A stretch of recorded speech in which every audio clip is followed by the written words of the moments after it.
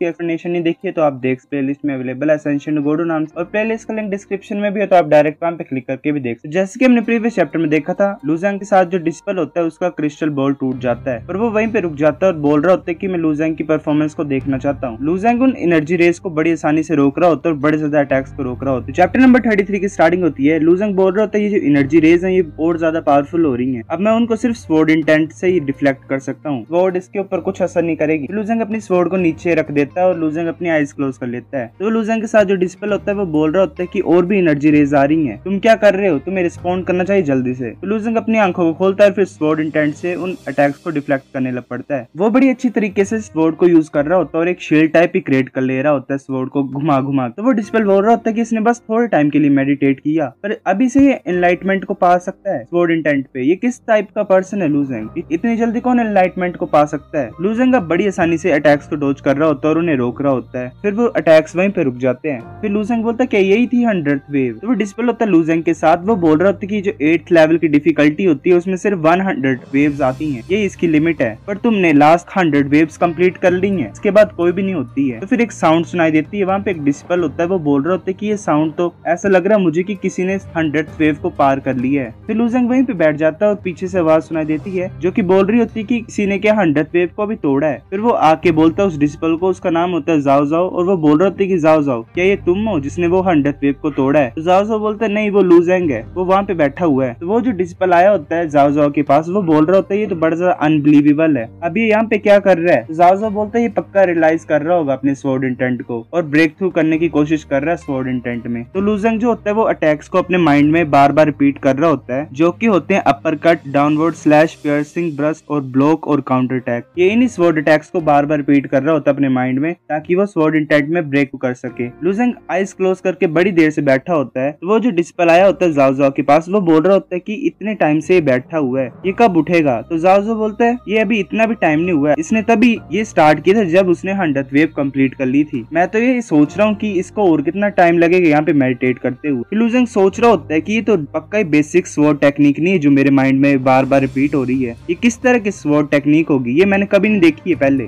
फिर वो जो डिस्पेल आया होता है जाओ जाओ के पास बोलने की वो और कितनी टाइम वेट करेगा, वो लुजैंग की तरफ आता है और बोलता है कि लुजैंग बड़े ज्यादा पीपल जो है वो वेट कर रहे हैं लाइन में, तुम्हें यहाँ से उठना पड़ेगा। पर जैसे वो लुजैंग की तरफ जाता है तो लुजैंग की बॉडी से स्वॉर्ड इंटेंट रिलीज होता है और वो जो डिस्पेल आया होता है लुजैंग के पास, उसकी बॉडी में कट्स लग जाते हैं। वो उसके शरीर को नहीं कट करते हैं पर उसके कपड़े को कट कर देते हैं। फिर वो बोल रहा होता है ये तो डिफेंसिव स्वॉर्ड इंटेंट है। जाओ जाओ भी बोल रहा होता है कि इस नए बच्चे ने कैसे इतनी जल्दी अपने स्वॉर्ड इंटेंट को इतना ज्यादा डेवलप कर लिया। वहाँ पे हुआ टैनमिंग भी आ जाता है और वो बोल रहा होता है ये तो सिल्की स्वॉर्ड इंटेंट है, ये तो बड़ा ज्यादा इंटरेस्टिंग है, ये कौन बंदा जो इतना ज्यादा एनलाइटेंट हो सकता है इस स्टेज तक। प्लस भी होते हैं हुआ टैनमिंग के साथ, वो बोल रहे हैं कि ये तो व्हाइट रोब का कोई डिसिपल है, ऐसा लग रहा है आउटर सेक्ट का कोई डिसिपल है। तो उसके साथ भी एक डिसिपल होता है, वो हैरान हो जाता है और बोल रहा होता है कि क्या तुम श्योर हो। फिर हुआ टैनमिंग पीछे से लुजैंग को आवाज डालता है और बोलता है ब्रदर लुजैंग। लुजैंग पीछे की तरफ देखता है और लुजैंग बोलता है कि हुआ टैनमिंग इतना ज्यादा टाइम हो गया मुझे तुम्हें देखे हुए। जाओ जाओ भी सोच रहा होता है कि इस बच्चे का दोस्त हुआ टैनमिंग है, ये ऐसे कैसे जान सकता है हुआ टैनमिंग को, ऐसा लग रहा है हुआ टैनमिंग बड़ा ज्यादा फेमस है सेक्ट में। तो हुआ टैनमिंग बोल रहा होता है मुझे नहीं पता था कि तुम स्वॉर्ड को यूज कर सकते हो और ऊपर से तुमने अपने स्वॉर्ड इंटेंट को इतने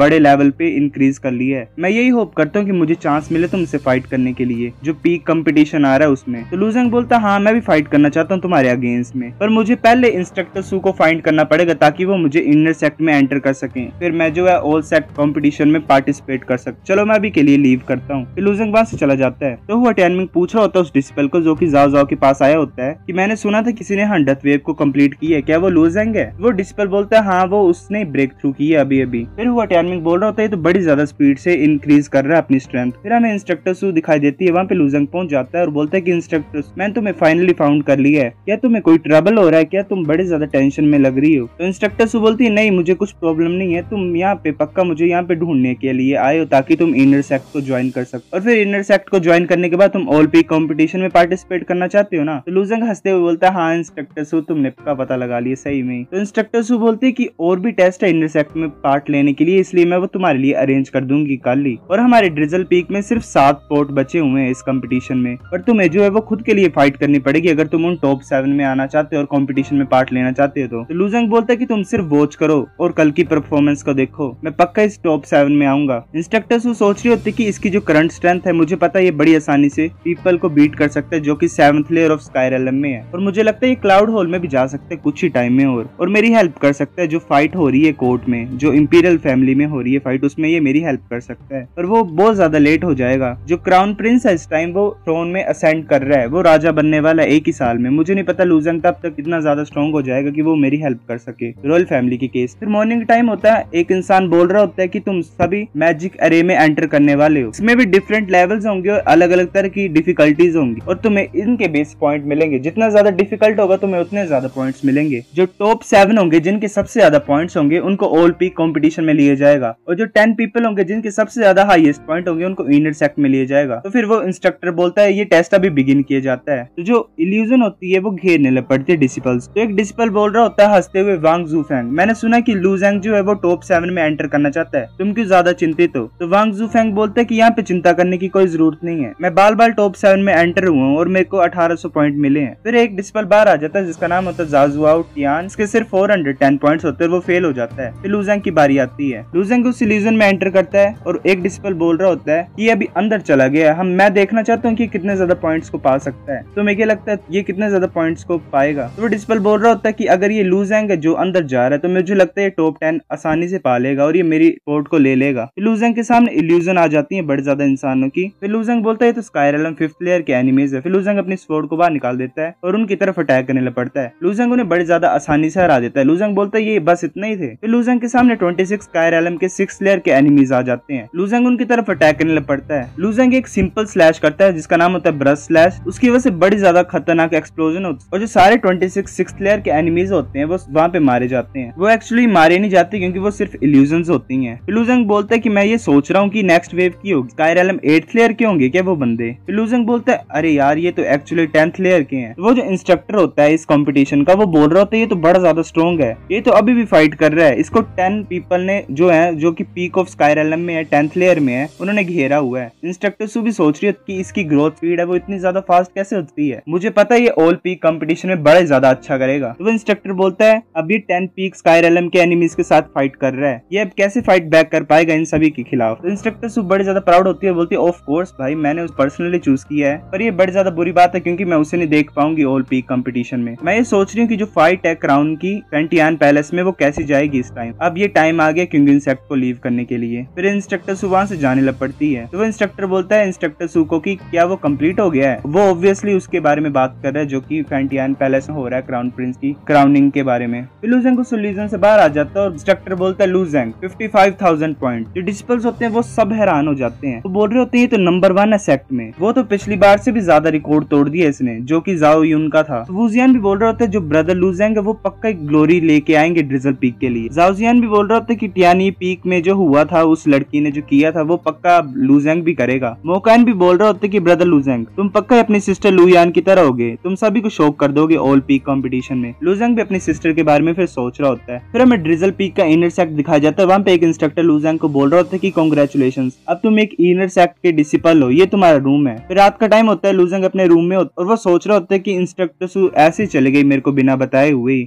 जैसे इनर सेक्ट का टेस्ट हुआ, क्या कुछ हो रहा है क्या बहुत बड़ा फेंटियान पैलेस में, मुझे जल्दी से कल्टीवेट करना पड़ेगा और ऑल पीक कंपटीशन में अच्छा करना पड़ेगा। फिर मैं यूनो हॉल में एंटर करूंगा और अपनी बहन को बचाऊंगा। ये सब इंस्ट्रक्टर सु की वजह से हुआ है और उसकी टीचिंग की वजह से मैं उसको शुक्रिया बोलना चाहता हूँ। फिर लूजेंग बैठ जाता है और कल्टीवेट करने लग पड़ता है और एक टेक्निक को यूज करता है जिसका नाम होता है 1000 सर्जिंग डीमंस। लूजेंग को पर्पल कलर के जो डीमंस होते हैं वो घेर लेते हैं। लूजेंग उसको एक्टिवेट कर देता है और वो डीमंस उसके अराउंड घूमने लग पड़ते हैं और बहुत बड़ी एक्सप्लोजन होती है। तो एक डिसिपल बोल रहा होता है कि क्या हुआ, दूसरा बोल रहा होता है कि ऐसा लग रहा है कि कोई कल्टीवेट कर रहा था पर ये इतनी ज्यादा पावरफुल वॉल नहीं थी और ये टूट गई, ये तो बड़ा ज्यादा डरावना है। फिर लूजेंग वहां से निकल के आता है और बोलते कि मुझे माफ कर दो, मैं ज्यादा अटेंशन पे नहीं कर रहा था कल्टीवेट करते टाइम। फिर एक डिसिपल लूजेंग की तरफ आता है और ब्रदर लूजेंग, अब ये डिसिपल कौन है मुझे याद नहीं है, ये शायद नया है। तो गाइस चैप्टर नंबर 33 इतना ही था। अगर आपको वीडियो पसंद आई तो लाइक करो, नहीं भी आई फिर भी लाइक कर दो, शेयर करो अपने दोस्त। Hey guys, welcome back to my YouTube channel. तो आज हम पोस्ट सीरीज को फिर से कंटिन्यू करने जा रहे हैं। अगर आपने प्रीवियस चैप्टर्स की एक्सप्लेनेशन नहीं देखी तो आप देख सकते हो, प्लेलिस्ट में अवेलेबल है एसेंशियल टू गॉड नाम से, और प्लेलिस्ट का लिंक डिस्क्रिप्शन में भी है, तो आप डायरेक्ट वहां पे क्लिक करके भी देख सकते हो। तो जैसे कि हमने प्रीवियस चैप्टर में देखा था, लूजेंग कल्टीवेट कर रहा होता है और उसकी टेक्निक से बहुत बड़ी एक्सप्लोजन होती है और जो वॉल होती है और जो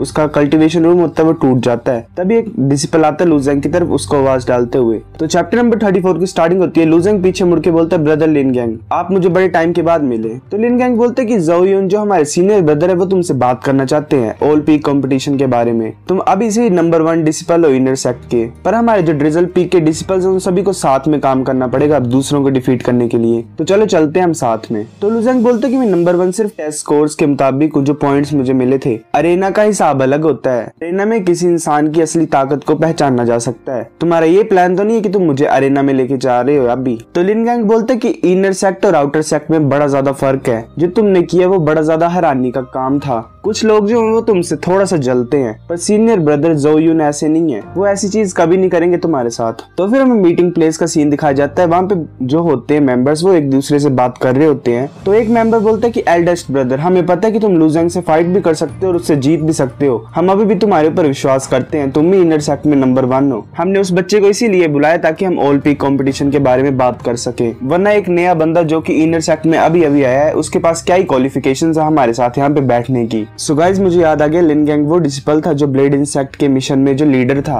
डिजल पीक की टीम का। तो ज़ो यून बोलता है कि बस करो अब, हमारे पास इससे भी ज्यादा इंपॉर्टेंट चीज है अभी जो कि ऑल पीक कंपटीशन है। लुजेंग के पास बड़ी ज्यादा पावरफुल और आउटस्टैंडिंग स्ट्रेंथ है। वो हमारे लिए बड़ी ज्यादा हेल्पफुल होगा ताकि हम और रिसोर्सेज गेन कर सकें इस कंपटीशन के थ्रू ड्रिजल पीक के लिए किंग इंसेक्ट से। जैसे वो बात कर रहे होते हैं दरवाजे पर नॉक होती है तो ज़ो यून बोलते है कि आ जाओ। तो लिन गैंग और लुजेंग अंदर आ जाते हैं। ज़ो यून उन दोनों की तरफ देख रहा होता है। वो बोलता है कि तुम पक्का ही लुजेंग होगे, ये हमारी फर्स्ट टाइम है ना मीटिंग, मेरा नाम ज़ो यून है। तो लुजेंग फिर ग्रीट करते हुए बोलता है कि अच्छा तुम हो वो फेमस ज़ो यून। फिर ज़ो यून बोलता है कि आ जाओ बैठ जाओ यहाँ पे। तो एक डिसिपल होता है वो बड़ी खतरनाक तरीके से और गंदी नजरों से लुजेंग की तरफ देख रहा होता है। लुजेंग बैठ जाता है। ज़ो यून बोलता है कि कांग्रेचुलेशंस, तुमने इनर सेक्ट में एंटर कर लिया ब्रदर लुजेंग। ये तुम्हारा पहली बार है ऑल पीक कंपटीशन में पार्टिसिपेट करना, इसलिए मैं तुम्हें एक्सप्लेन करता हूँ। तो वो घटिया डिसिपल होता है जो लुजेंग की तरफ देख रहा होता है। वो बोल रहा होता है कि इसमें एक्सप्लेन करने वाली क्या बात है, जो अदर पीक्स हैं वो बड़े ज्यादा स्ट्रॉन्ग है पहले से ही, और उनके पास हमसे ज्यादा स्पोर्ट्स है फाइट करने के लिए, हमारे पास सिर्फ 7 ही हैं। हम तो उनके सामने सिर्फ मजाक हैं। वो तो हमें कभी भी हरा सकते हैं और ये हमारे साथ मजाक भी कर सकते हैं हमें पीटते वक्त। तो ज़ो यून बोलते कि मार्शल आर्टिस्ट जो होते हैं वो अपने ऊपर ही डिपेंड होते हैं हर टाइम। चाहे ड्रिजल पीक इतना ज्यादा स्ट्रॉन्ग ना हो, पर हम हर बार ही अपना पूरी कोशिश करते हैं इम्प्रूव करने के लिए। अगर हम हौसला नहीं रखेंगे और अपनी पूरी ट्राई नहीं करेंगे तो हम कैसे मार्शल आर्ट्स में अच्छे बन पाएंगे। एक मार्शल आर्टिस्ट जो होता है उसको हर बार ट्राई करना पड़ता है, चाहे उससे नी भी होगा फिर भी उसको ट्राई करना पड़ता है ताकि वो इम्प्रूव कर पाए। तो लुजेंग बोलते कि मैं जानना चाहता हूँ कि जो कॉम्पिटिटर्स हैं इस बार ऑल पीक कंपटीशन में वो कितने ज्यादा स्ट्रॉन्ग है। तो ज़ो यून बोलते हैं कि ये जो ऑल पीक कंपटीशन है इसमें 33 पीक्स जो हैं वो पार्टिसिपेट करते हैं।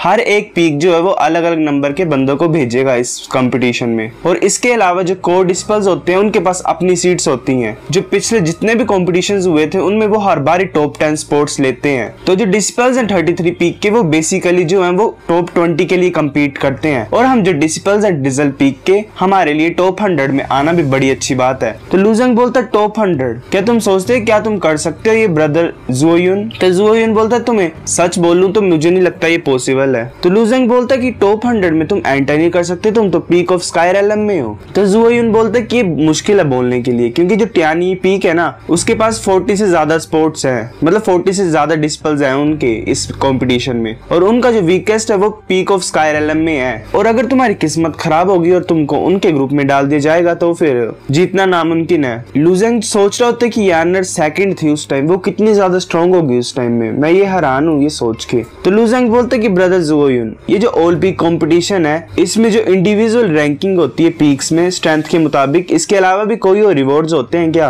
तो ज़ो यून बोलते कि जो अवार्ड्स हैं इस टाइम वो बड़े ज्यादा इंटरेस्टिंग है। जो फर्स्ट प्लेस पे होगा उसको किंग ज़ू पिल मिलेगी, जो कि जब हम सेलेस्टियल रेलम में एंटर करते हैं ना तो वो पिल चाहिए होती है ब्रेक थ्रू करने के लिए। और जो टॉप 3 होंगे उनको चांस मिलेगा क्लाउड होल में एंटर करने के लिए। तो लुजेंग सोचता है क्लाउड होल, तो लुजेंग सोचता है जो एम्परर था फैंटियान डायनेस्टी का वो भी एक नॉर्मल सिंपल डिसिपल था किंग इंसेक्ट का। अगर मैं क्लाउड होल में एंटर कर सकता हूँ तो मैं पक्का ही हेल्प कर सकता हूँ फिर इंस्ट्रक्टर सू की। तो ज़ो यून बोलते कि लुजेंग क्या तुम क्लाउड होल में एंटर करना चाहते हो? तो लुजेंग बोलते क्या तुम्हें लगता लगता है ये इम्पॉसिबल है। ज़ूयुन बोलता है तुम्हें बस ट्राई करना चाहिए, हम टॉप 100 में आना चाहते हैं, बस यही है अभी के लिए। फिर रात का टाइम होता है, लुजेंग आसमान की तरफ देख रहा होता है। लुजेंग सोच रहा होता है जो यानर है उसने सेकंड प्लेस अपने आप लिया था और साथ में यूनियन पीक को भी अपने साथ ऊपर लेके गई थी, मैं उससे कैसे हार सकता हूँ, मुझे भी अपनी पूरी कोशिश करनी पड़ेगी। जो ये कॉस्मोस है, ये जो स्काई है, ये गैलेक्सीज है, ये इतनी ज्यादा पावरफुल है, अभी मेरे को बड़ा ज्यादा टाइम है इंप्रूव करने के लिए, मैं बड़ा ज्यादा स्ट्रॉन्ग बन सकता हूँ। फिर लुजेंग बैठ जाता है और अपने मैप ऑफ कॉस्मोस को खोल लेता है और उसके बाद और उनमें से स्टार्स निकल आते हैं बाहर की तरफ। लुजेंग थोड़ा सा उनको देख के स्टन हो जाता है और बोलते हैं कि इतना ज्यादा टाइम भी नहीं हुआ अभी, पर अभी से मैं थोड़ा चक्कर आने लग पड़ा मुझे। लुजेंग फिर मैप की तरफ ध्यान से देखता है तो जो मैप होता है वो ग्लो करने लग पड़ता है और उसमें उसे स्टार्स दिख रहे होते हैं। लुजेंग उस मैप में एंटर कर जाता है और उसे सन दिखाई देता है। उस सन की तरफ देख के लुजेंग की आंखों में दर्द हो जाता है और लुजेंग चिल्लाने लग पड़ता है, उसकी आंखें जल जाती हैं। लुजेंग बोलता है मैं बड़ी मुश्किल से जो है समझ पा रहा हूँ इस अल्टीमेट मैप ऑफ कॉस्मोस को, पर जितनी मेरी अभी स्ट्रेंथ है सन को समझना बड़ी ज्यादा मुश्किल की बात है, चलो मून को ट्राई करते हैं। फिर लुजेंग जो है मून के पास खड़ा हो जाता है और उसको थोड़ा सा समझने की कोशिश करता है, पर जैसे ही लुजेंग वहां पे खड़ा होता है उसके पास एक एस्ट्रॉइड आ रहा होता है। लुजेंग बोल रहा होता है ये तो मेरी तरफ आ रहा है, फिर जो एस्ट्रॉइड होता है वो दूसरी तरफ से भी आ रहा होता है, जो आपस में वो टकरा जाते हैं। लुजेंग बोल रहा होता है ये स्टार्स तो आपस में टकरा रहे हैं, फिर एक बहुत बड़ी एक्सप्लोजन होती है वहां पे। लुजेंग रात से बैठा होता है वो मेडिटेट करने, उसकी सोल जो होती है वो उस मैप ऑफ कॉस्मोस में चली जाती है। फिर सुबह का टाइम होता है, लुजेंग अपनी आईज ओपन करता है और उसके दरवाजे पे नॉक कर रहा होता है कोई, वो बोल रहा होता है कि लुजेंग ब्रदर आज पहला दिन है ऑल पीक कंपटीशन का, जल्दी चलो। तो लुजेंग बाहर आ जाता है, तो वो जो इंस्ट्रक्टर होता है जो लुजेंग को बोलने आया होता है वो बोलता है कि इंस्ट्रक्टर सूजू है वो अभी ब्रेक ले रही है, तो अभी के लिए मैं चार्ज दूंगा ऑल पीक कंपटीशन का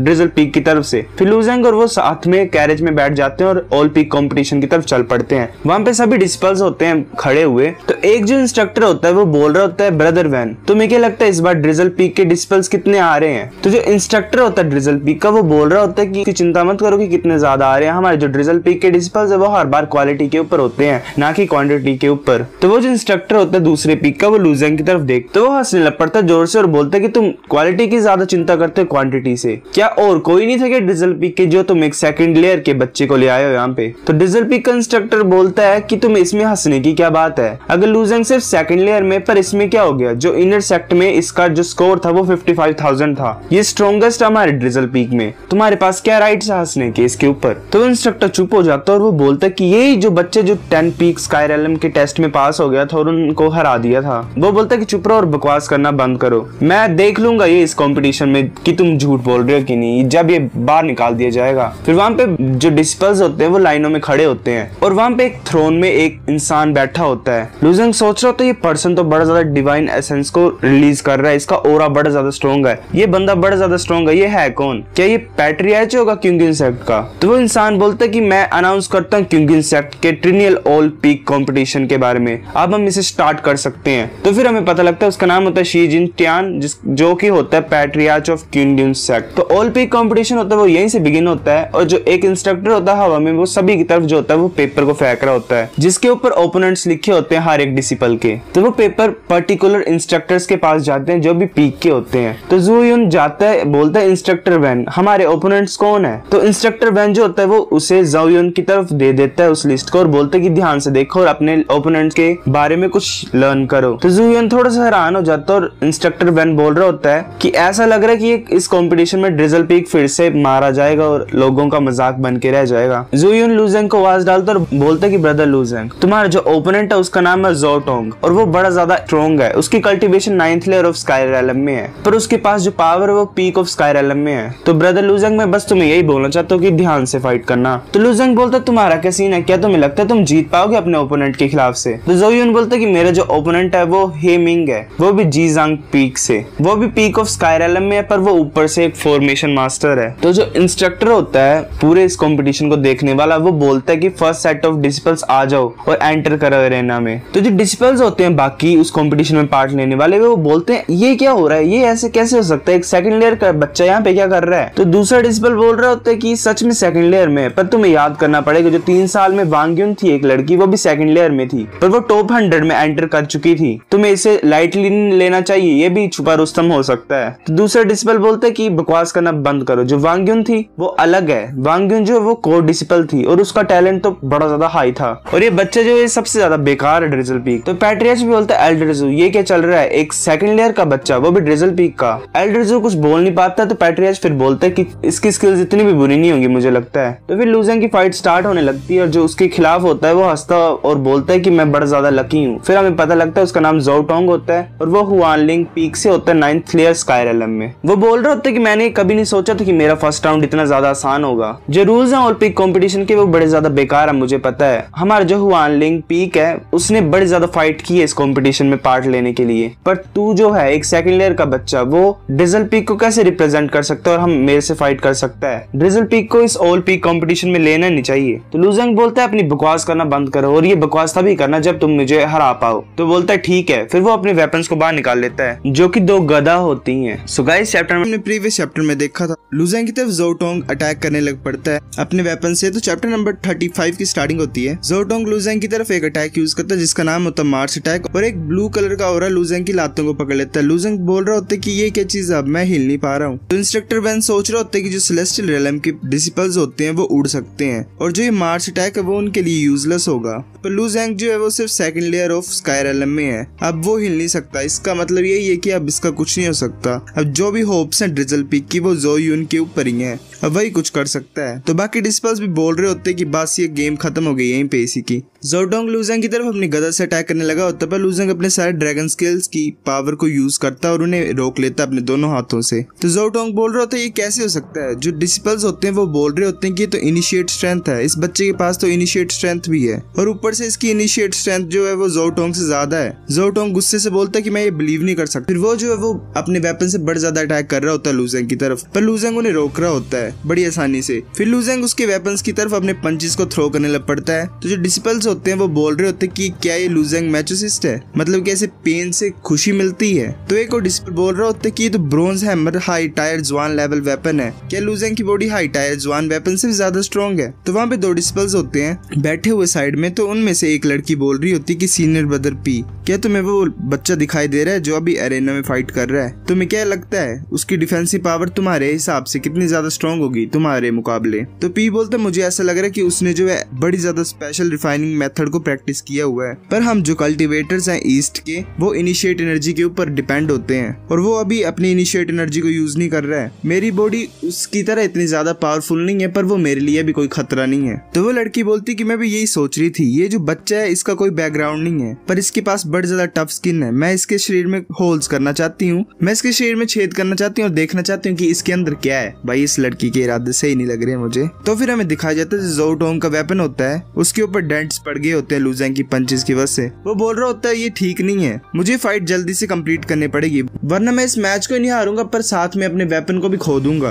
फिर वो लूजेंग की तरफ अटैक करता है रोलिंग हैमर और लूजेंग के पैरों की तरफ अटैक करने लगा होता है, पर लूजेंग जो है वो अपने दोनों हाथों से उन्हें नीचे की तरफ दबा देता है। ज़ोउ टोंग पूरी कोशिश कर रहा होता है उन्हें पीछे खींचने की पर वो खींच नहीं पा रहा होता है। वो बोल रहा होता है कि मैं इनको खींच नहीं पा रहा हूँ, मैं क्या करूँ अब। फिर वो अपने आर्मर को एक्टिवेट कर लेता है तो उसकी पूरी बॉडी गोल्डन ऑरा से कवर हो जाती है और उसका आर्मर आ जाता है। तो वो बोलता है हंसते हुए कि मेरा अर्थ स्पिरिट आर्मर जो है वो सेलेस्टियल रेलम के पावरफुल स्ट्राइक को भी रोक सकता है, तुम मेरा कुछ भी नहीं बिगाड़ सकते अब, चाहे तुम जितने मर्जी स्ट्रॉन्ग क्यों ना हो। अगर तुम अपनी इनिशिएट एनर्जी को यूज नहीं करोगे तो इम्पॉसिबल है मेरे आर्मर को तोड़ना। फिर लूजेंग बोलता है अच्छा और सोचता है कि ये क्या सेलेस्टियल रेलम के प्रैक्शनर का अटैक को रोक सकता है। फिर लूजेंग उसे बड़ी जोर से पंच मारता है और उस पंच की शॉक वेव उसकी पीठ से निकलती है पीछे से। वो इतनी ज्यादा पावरफुल होता है पंच जिसकी वजह से वो 2 स्टेप्स पीछे की तरफ हो जाता है। ज़ोउ टोंग सोच रहा होता है कि इसके पास इतनी ज्यादा स्ट्रेंथ कैसे है, ये कैसे हो सकता है। फिर लूजेंग उसे फिर से पंच मारता है और दोबारा लगा होता है पंच मारने। ज़ोउ टोंग सोच रहा होता है कि ये तो एक राक्षस है, ये इतना ज्यादा स्केरी है। तो फिर वो रेफरी चिल्लाने लग पड़ता है और बोलता है कि मुझे माफ कर दो, मैं यहीं पे कंसीड करता हूँ अपनी बैटल को, मैं इससे फाइट नहीं करना चाहता हूँ, ये एक मॉन्स्टर है। फिर रेफरी अनाउंस कर लेते हैं कि ड्रिजल पीक का लूजेंग जीत गया। वो लास्ट अटैक जो होता है लूजेंग का वो बिल्कुल उसके मुंह के सामने होता है पर रेफरी ने बोला कि लूजेंग जीत गया तो लूजेंग वहीं पे रुक जाता है। ज़ोउ टोंग सोच रहा होता है ये इतना ज्यादा क्लोज था मेरे मुंह के पास, ये बड़ी ज्यादा अच्छी बात है कि ये इंसान ही है और रुक गया टाइम पे, अगर इसने मुझे मारा होता तो मेरा काम खराब हो जाना था। तो इंस्ट्रक्टर वैन बोलता है लूजेंग को कि लूजेंग तुमने बड़ा अच्छा किया। तो एक इंस्ट्रक्टर बोल रहा होता है कि इतने ज्यादा टाइम हो गया है और इतने ज्यादा डिसिपल्स थे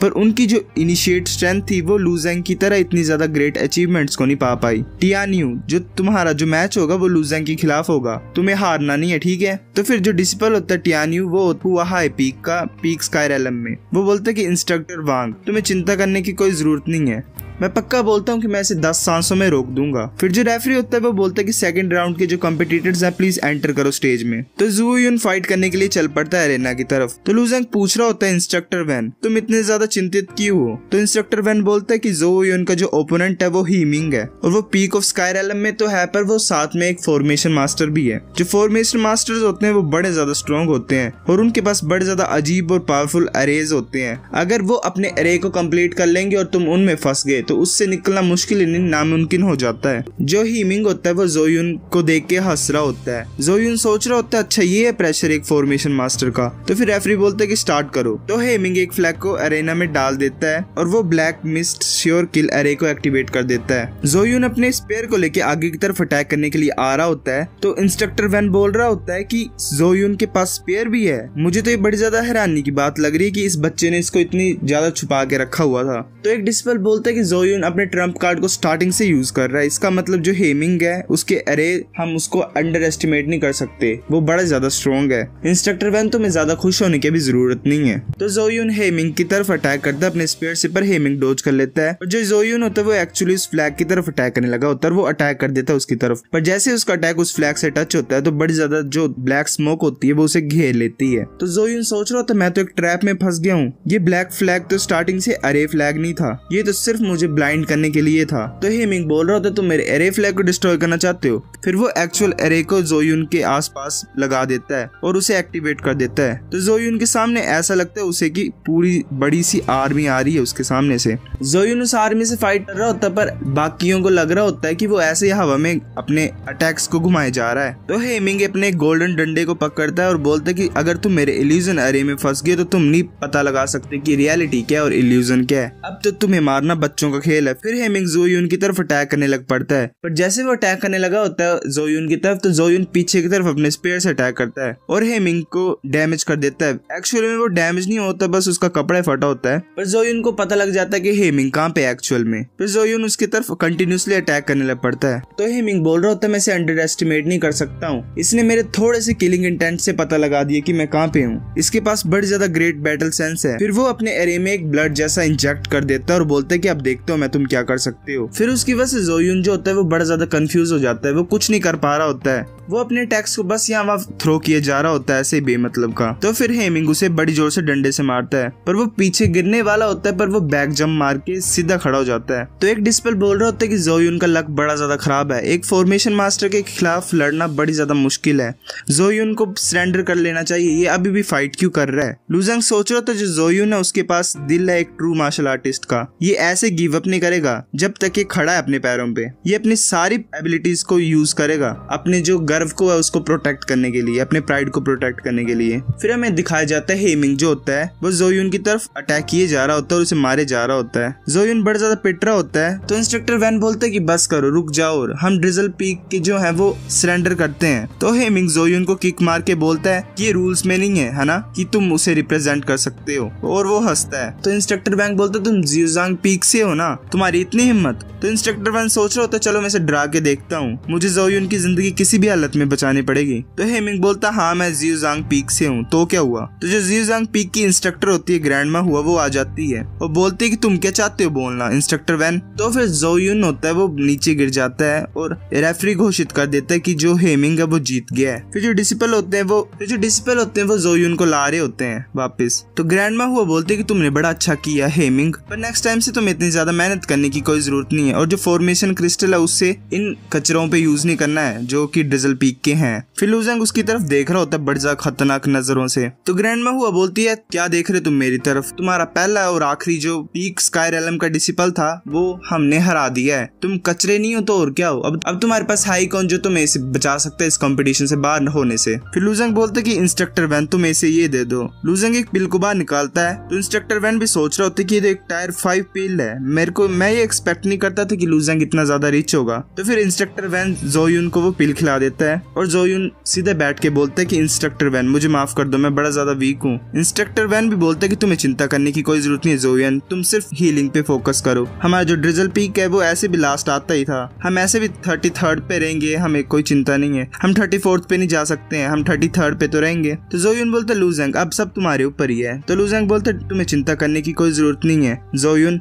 जो जिउजांग पीक के जो डिसिपल्स है मैं उनको पे कराऊंगा, उन्होंने जो भी किया ना आज वो भुगतेंगे सभी को, मैं पक्का ही बदला लूंगा। फिर जो रेफरी होता है वो बोलता है कि 3rd राउंड के कम्पिटिटर्स जो हैं वो प्लीज आ जाओ एरेना में। तो वहाँ पे एक डिसिपल आता है और वो होता है हुआ टियानमिंग। तो बाकी डिसिपल्स में बड़ा ज्यादा शोर मच जाता है और वो बोल रहे होते हैं कि ये तो टियानी पीक का हुआ टियानमिंग है, हम इतने ज्यादा लकी है कि हमें ये देखने को मिला और इसकी हम फाइट देख पाएंगे। ये इतना ज्यादा स्ट्रॉन्ग है पर ये बड़ी ज्यादा अजीब बात है कि अभी भी कोर डिसिपल नहीं है, इसे अभी भी नीचे से फाइट करना पड़ेगा ऊपर जाने तक। तो गाइस चैप्टर नंबर 35 इतना ही था। अगर आपको वीडियो पसंद आई तो लाइक करो, नहीं भी आई फिर भी लाइक कर दो, शेयर करो अपने दोस्तों के साथ, कमेंट करके बताओ अगर आपको वीडियो कैसी लगी।